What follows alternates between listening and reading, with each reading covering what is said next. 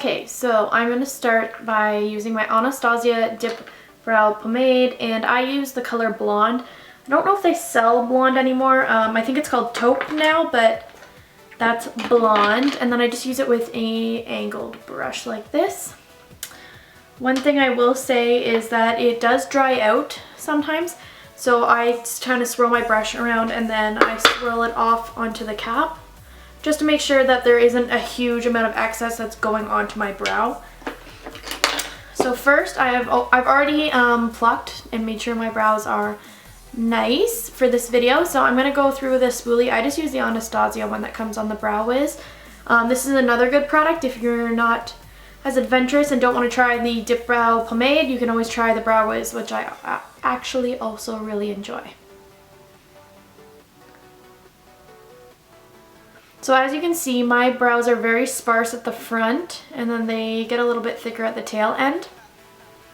And first I like to start out by lining underneath my brow. I create a straight line underneath. And then I go all the way under and follow along.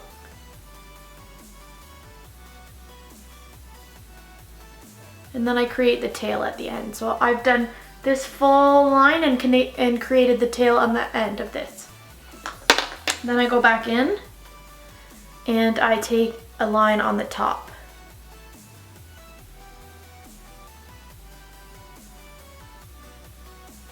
Then I stop right before it gets to my arch and I turn my brush sideways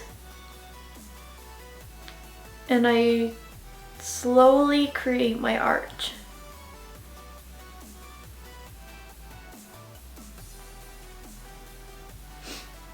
So what I've done is I started here and I went straight. I stopped here, turned my brush like this, and then I created my arch slowly by going like this. See the difference?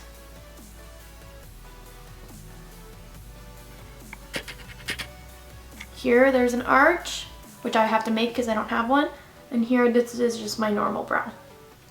So once that part's done, you go back in with just a little bit more product, barely any, I've brushed it off on the cap, and you start flicking in motions to mimic hair. You don't want to just take your brush and draw a thick line and just start filling it in like this, because then it looks very boxy and unnatural. You want to try to mimic hairs, and it's very easy to do this just by flicking like this. Then when you come to the tail, don't flick because it will make your tail fatter. So I just like to stop almost at the tail and just nicely graze it. Once all of that is done and that part is all filled in, then I go back in with any leftover product and I start doing the front. Same thing, small flicks. One thing I will say about eyebrows is but I prefer not to do a very boxy shape. I like having a little bit of a fade on the front and then the arch. I do like a squared off look, so if you don't like that, that's fine. You don't have to mimic this video.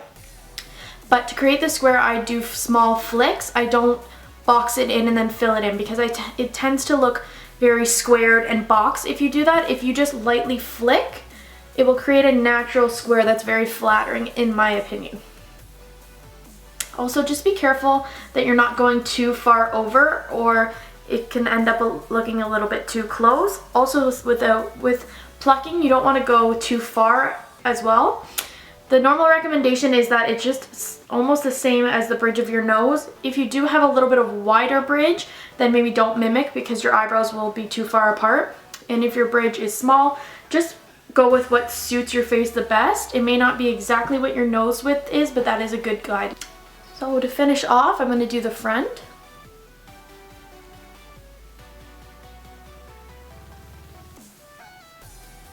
And then when I get to this part, I flat and I go up like this.